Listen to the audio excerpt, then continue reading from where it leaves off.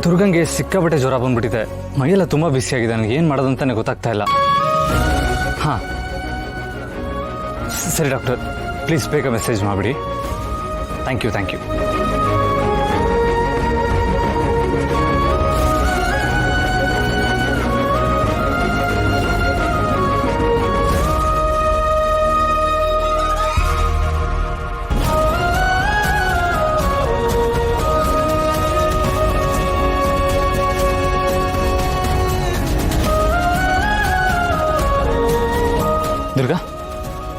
ದುರ್ಗಾ ಹೇಳು.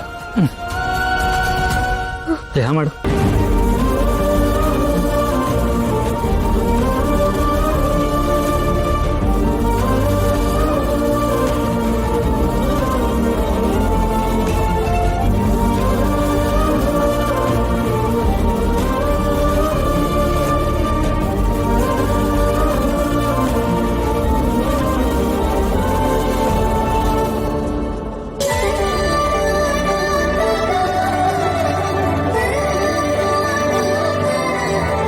ಏನು ದುರ್ಗಾ ನೀನು ಹೋಗಿ ಅಲ್ಲಿ ಮಲಗಿದ್ಯಲ್ಲ, ಸ್ವಲ್ಪನೂ ಬುದ್ಧಿ ಇಲ್ವಾ ನಿನಗೆ?